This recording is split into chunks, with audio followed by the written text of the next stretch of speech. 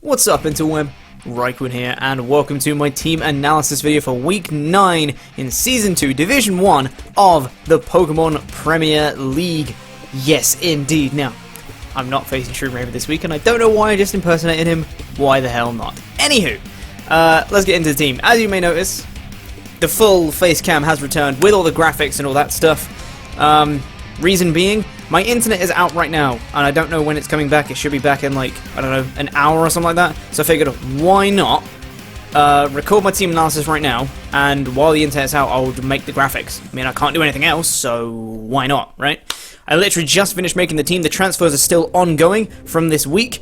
Shardy's, spoilers, I'm facing Schady this week. I don't know why I said spoilers, it's going to be in the title of the video. But anyway, his transfer came in, and I've just been making a few alterations to the team because I did actually build it before the transfer window, which was a dumb idea, but I did it anyway because that was when I had the most time. So I just made a few small changes to deal with his new trades and stuff. And I just finished the team, so I was like, hey, let's record the team analysis while my internet's out. Why the hell not, right? So hopefully the graphics should be back for this one. Yay! Don't expect it for future weeks though, because I am still super duper busy. So let's get into it. First things first, let's check the league table, because we haven't done that in a few weeks, because I always forget to do it. League table. Because of our loss last week to RTK and the Portland Timbers, we're now down in 9th. And you can see on the table, the bottom two teams get automatically relegated down to Division 2 for next season, and the 10th place does a relegation playoff match against the team that finishes 3rd in Division 2. The winner of that goes on to Division 1, and the loser of that goes to Division 2 for next season. So, potentially, it could be another Division 1 team getting relegated, or it could mean the Division 1 team staying. It depends. So we really don't want to be finishing in the bottom 3. We're in a relegation scrap right now, and we have to not finish down there. So it's going to be tough, considering you can see the FC Evolution, coached by Kino, on the same points as us. We just have a slightly better differential. So we're in a good standing in terms of relegation race between like the bottom 4 teams. We're in like a good standing, considering that we have a better differential and we have like a good amount of points as well. We're obviously 9 points in front of Evelyn, and we're 6 points in front of Colm, which is nice. It seems like, obviously it's not completely set yet, but it seems like the bottom 2 spots are pretty much set. That's going to be Evelyn and Colton. Those two are going to be the bottom 2 at the end of the season, but it is very much up in the air between the teams on 12 points and the teams on 9. Because if the teams on 12 points lose this week, and the teams on 9 points win, we're all tied up right again. And any one of those teams, because we have 3 weeks left this week and 2 more weeks after this, and any one of those teams can finish in that 10th spot. So it is going to be really close end to the season. So we're hoping we don't finish in that 10th spot, because if we do, it will come down to one match, whether we get relegated down to Division 2 or we stay in Division 1 for next season. So we really don't want to be doing that. Hopefully we can get the win this week, which will put us in really good standing. Also, the MVP race. As you can see, we have the one Mon in the top 10, that being Azelf. 10 kills, 4 deaths with a +6 differential. We don't really have anyone else too near, I don't think. The next Mon after that is Hydreigon with 6 and 5 and a +1 differential, which is 32nd. So that's the closest Mon for NPR that we have after that. So there's not too much going on in the MVP race. If we can get Azelf close to the top, that would be cool, but it's not super likely when we have threats like Tyrantrum and Nidoking and Heliolisk and Sylveon and Scyther and Victini and Domaniton and Zoroark and Stoutland up there. So we'll have to see how it goes. But yeah, that's about it for that. So this week we're playing Schady of the Bayern Mewnich. Now last season in Season 1, Schady was on a bit of a win streak. I believe he was 3-0 when he came in to face us, and we ended his win streak, which was pretty cool. We were the first team to beat him last season. And I'm hoping we can do the same again this season. This time he's not on a win streak. As you can see, he's had a bit of a, as you saw in the league table, he's had a bit of a mixed season. He's had 5 wins, 3 losses. Obviously, a hell of a lot better than us. Literally inverted. We've had 3 wins, 5 losses. So he's doing well, but not as well as he was last season. So I'm hoping we can kind of cut him off again and get another win against him, which would be really funny, because that just proves that I'm his kryptonite. So, in the transfer window, he actually did make a couple of changes, which were quite surprising to me, but we'll get into that. So, let's take a look at the team that I can potentially be bringing against him. NPR, for those of you who don't know, as I said in the transfer window, I didn't do anything. Our team is exactly the same, which means there are no more transfer windows in this season. My team is staying exactly as it is, and the final team for Season 2 of the PPL is going to be Hydreigon, Mandibuzz, Mamoswine, Whimsicott, Tentacruel, Infinite, Rotamo, Azelf, and Steelix. That's my potential team that I can bring against Schady. So let's take a look at what the Bayern Mewnich can be bringing against me. He can potentially be bringing Togekiss, Manaphy, Delphox, Registeel, Shaman, Stunfisk, Salamence, Skuntank, Mega Aerodactyl, and Electabuzz. Stunfisk and Electabuzz were his new pickups in the transfer window, and he traded them out. He got them in and traded out Golurk, which was pretty cool because Golurk was a bit of a threat that I didn't want to deal with, and I feel like I can deal with Stunfisk pretty easily. Electabuzz, I can deal with. It's a bit more of an issue, but I can potentially deal with it. So that's cool. Although Electabuzz did mess up the speed creeping that I'd done because his next fastest thing is Delphox at base 104 speed and Electabuzz has base 105. So it was just like a little bit of speed creeping had to be changed, but I didn't change too much on my team. In fact, I don't think I changed any moves. No, I changed one move on 1-1 and that was it. The rest of my team stayed the same that I'd built from beforehand. Let's take a look at the team matchup first off.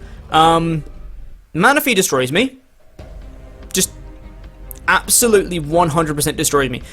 I feel like he's going to bring an offensive Manaphy with Tail Glow and 3 attacks. All he needs to bring is Scald or Surf, Ice Beam, and Psychic. He has 100% perfect coverage on my entire squad, and he runs through them. So that's not good. If he gets up a Tail Glow, oh god, things are gonna die. So I knew I was going to have to try and deal with that in some way, which is very difficult because a Manaphy behind a Tail Glow is not something that can be dealt with very easily, but I wanted something to be able to deal with that. Also, on my side, Mamoswine runs through him. Holy Jesus, Mamoswine does so much to him. When you look at his entire roster, with the combination of Ice Stab and Ground Stab, the only one that does not get hit super effectively and potentially KO'd is Manaphy. That's it. Everything else on his squad gets wrecked by either Ice Stab or Ground Stab, and that's all I need on Mamoswine, which is really, really cool.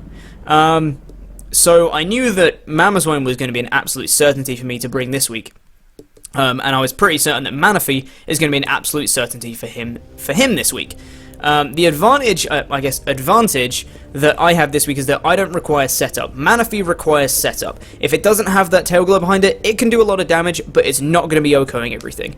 Mamoswine, on the other hand, it does require some setup, but not from Mamoswine. You'll see what I mean when I get into the team. Because the main issue with Mamoswine is that it doesn't outspeed a lot of things. His team is actually pretty damn quick. He has a few slow things, that being Stunfisk and Registeel kind of his slow things. Then he has a couple of middling speeds with Togekiss and Skuntank, and the rest of his mons are above base 100. So he has Manaphy, Delphox, Shaman, Salamence, Electabuzz, and Mega Aerodactyl that are all base 100 or above. So they're all very quick, and Mamoswine is base 80. It's not very quick. So there's a lot of things that Mamoswine can destroy, but they outspeed it. So I needed a way to deal with that. You can probably see where I'm going with this. So I wanted to bring Mamoswine, and I knew that Manaphy was going to be a problem. So I knew I had to come up with a way to try and deal with that. So let's get into the team. The premise of this team, the entire premise of this team, Tailwind. Get up Tailwind, get in Mamoswine, or get in Hydreigon. Both of them can put the hurt on his team. So that is the premise of this team. Get up a Tailwind, get in Mamoswine, and kill all of the things, basically. So let's get into the first mon on the team, which is the first Tailwind setter. Now this may seem like a very, very strange set to some people, but let's go with it. The first mon on this team is Capricious the Whimsicott, holding a Cobra Berry with Prankster, max HP, 200 in defense, 56 in special defense, with a Careful Nature, with Encore, Stun Spore, Memento, and Tailwind. So I have no attacking moves whatsoever. Whimsicott's sole purpose in this match get up Tailwind, Memento something, and get in Mamoswine. That is pretty much all this Whimsicott is there for. The thing I foresee happening, and the reason I have a Cobra Berry, if you don't know, a Cobra Berry weakens a super effective flying type attack. So what I'm envisioning is him being in with Aerodactyl against my Whimsicott. He megas up, thinks he can take me out with an Aerial Ace. I live it because I'm a beast, and I am able to set up a Tailwind on that turn. I take it. I set up the Tailwind first because of Prankster. He hits me with an Aerial Ace. I live it. I Memento the next turn, which of course is faster because of Prankster. I Memento the next turn. He's at -2 attack. I go into Mamoswine, and I start killing things. Obviously, Tailwind runs out, so I can only use that Memento shenanigan once, because then obviously one of my Tailwind setters is gone. I have Encore. If I think he's going for Tail Glow with Manaphy, I can switch into Whimsicott. It's risky because Manaphy can pack Ice Beam, which I expect him to.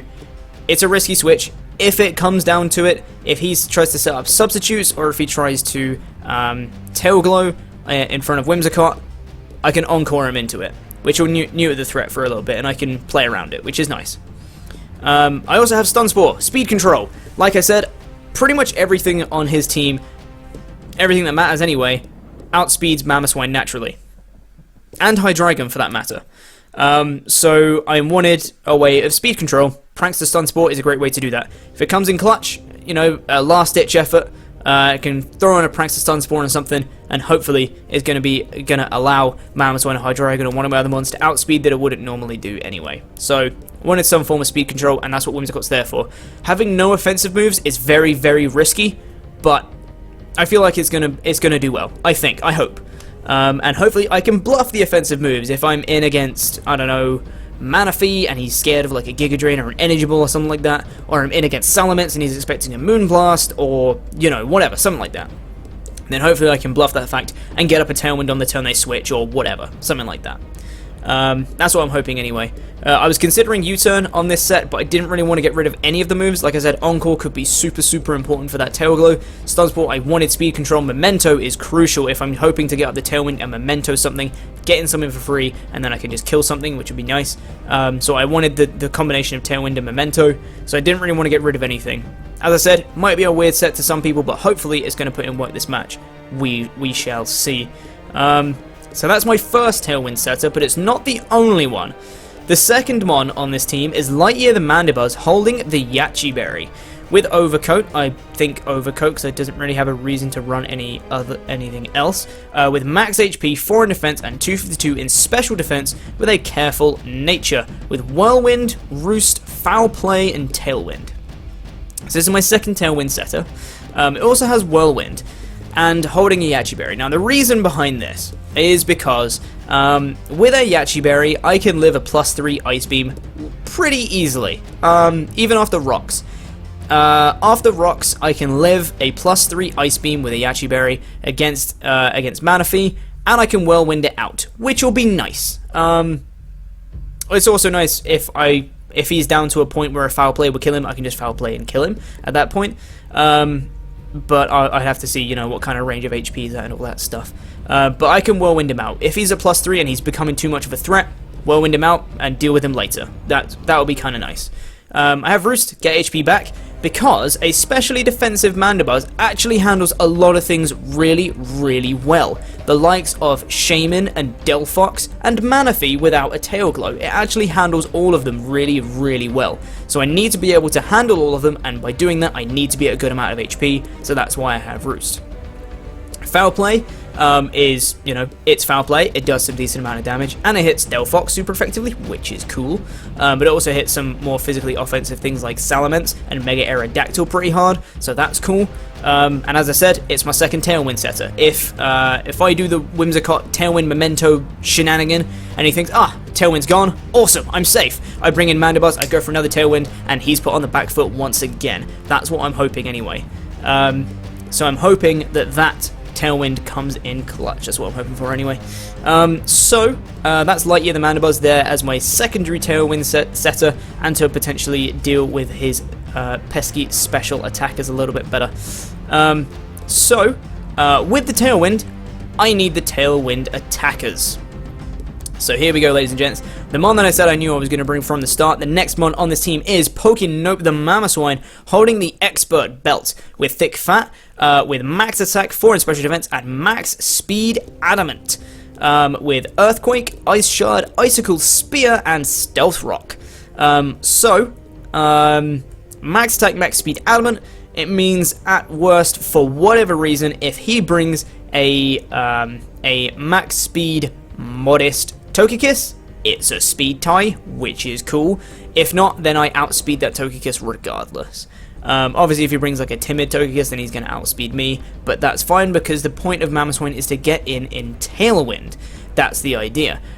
So I didn't need all of that speed investment, but I wanted to put it anyway, just in case he brings, you know, a speedy Togekiss that isn't timid for whatever reason. I wanted to be able to speed tie at the worst, because I wanted Adamant, I wanted the power, because I'm hopefully going to get the speed from Tailwind. I wanted to be Adamant, and at worst, I want to be speed tied with that Togekiss, so I wanted max speed.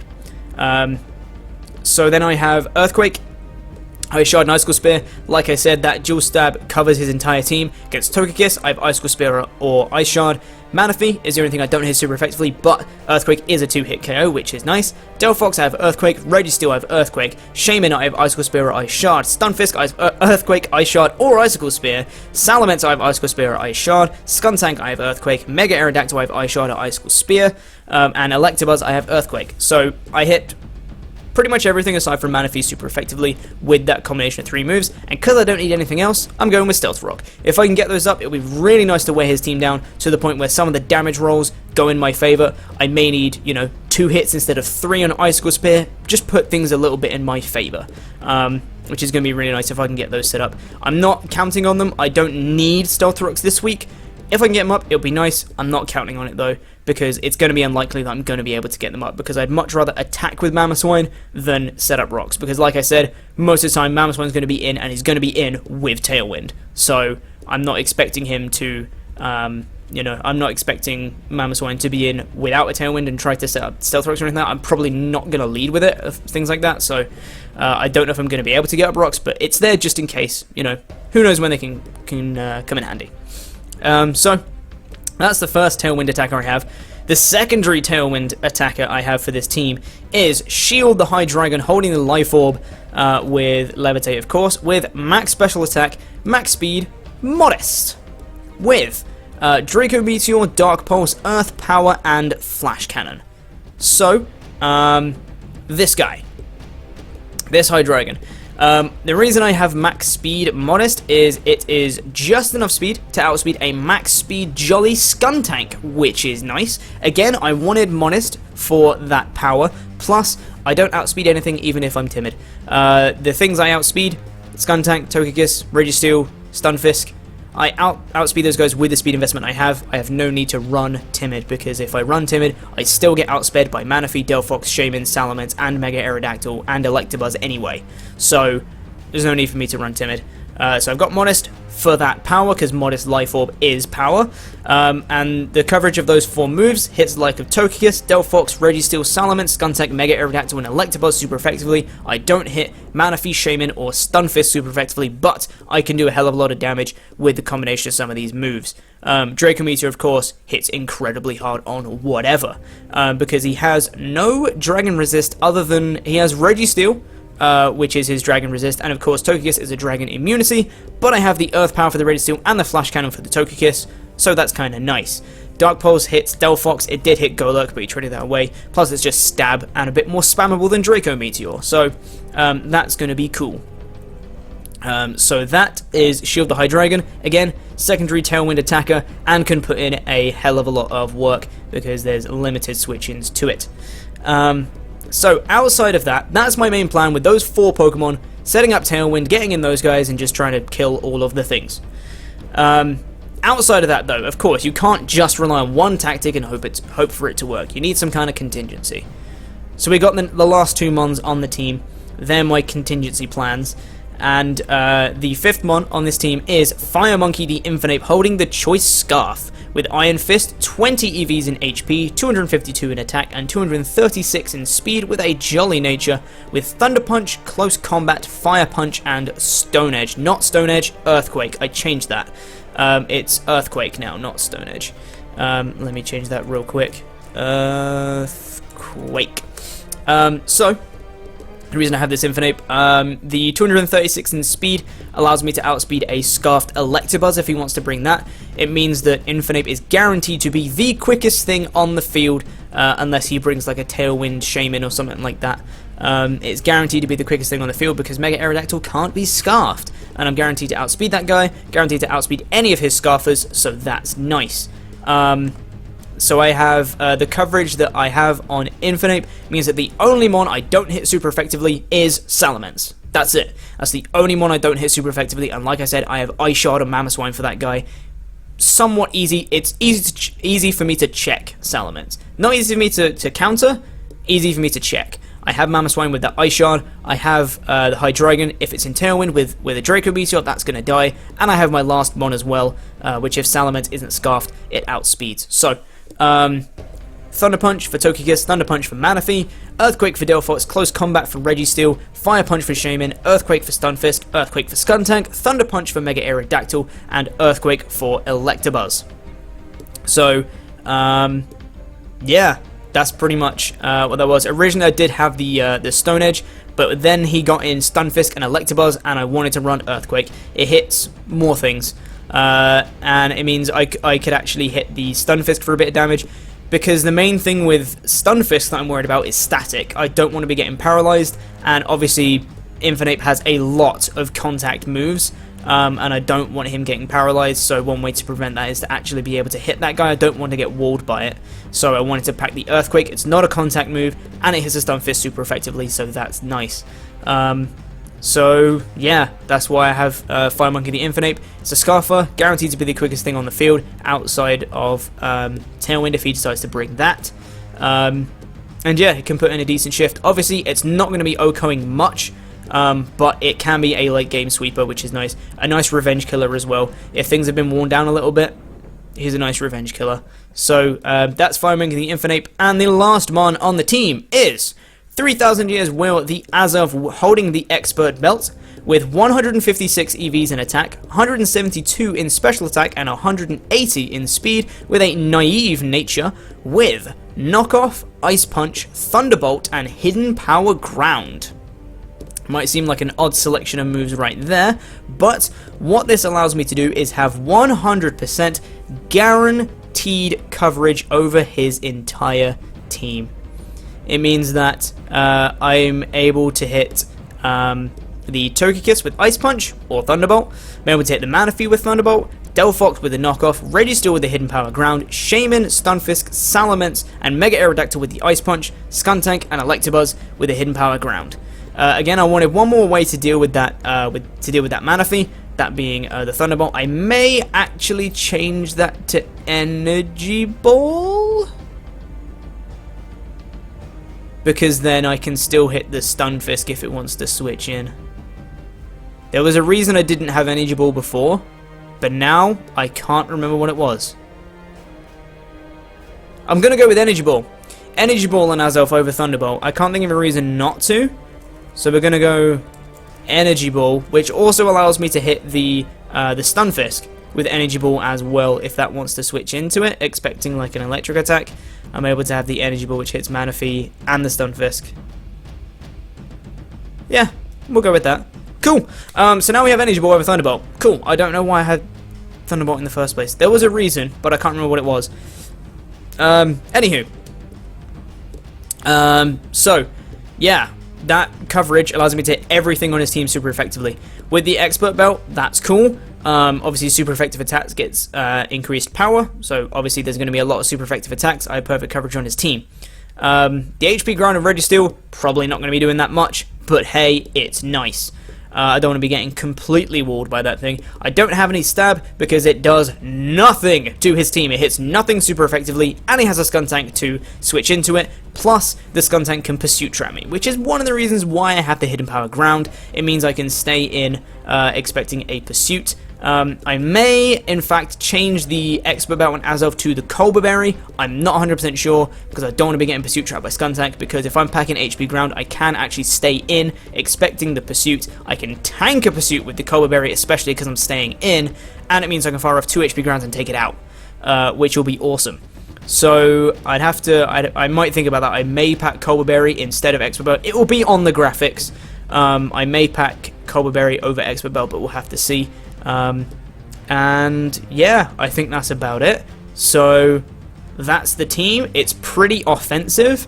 I want to be on the front foot on this one. There is no way I can play defensive, because like I said, to deal with his special attackers, I have to deal with particularly Delphox, Shaman, and Manaphy. I have Mandibuzz, and that's it. I don't really have much else to deal with anything. Togekiss can still OHKO, especially defensive Mandibuzz with a Dazzling Gleam if he's like max special attack. Mega Aerodactyl's a bit of a problem. I don't really have much to switch into that whatsoever. And like I said, I have Whimsicott's contingency plan, that being the Cobra Berry to hopefully tank an Aerial Ace. But like that's it. I don't have a switch into Mega Aerodactyl. Electabuzz is a damn problem. But hey, we're going to deal with it. I'll get in Tailwind, and I'll just kill things with Mamoswine, hopefully. I feel like this is going to be a very, very short battle. One way or the other, Mamoswine and Hydreigon are just going to, like, sweep up and just kill all of the things. Or I'm just going to get swept the other way. Mega Aerodactyl or someone like that is just going to come in and just kill me. So it's going to be a short battle one of two ways, I'm pretty sure. So, yeah, that should be fun. But anyway, that's the team. I hope you guys are excited for the match. It should be uploaded tomorrow, hopefully, if I can get this uploaded on Friday. We'll have to see. But oh, my internet's back. Yay! Isn't that fun? That was a nice time waster while I wait for that to come back. So, that's the team. I hope you guys are excited for the match. Please do leave a comment down below if you are supporting NPR. Hopefully we can get another win. That would be cool. And we can beat Schady again, because beating Schady is always fun. Links are in the description for Schady, of course, and to the PPL, if you don't know what that is. To keep up with everything PPL related, do go check down in the description. And I will see you guys tomorrow in the match. Doodaloo.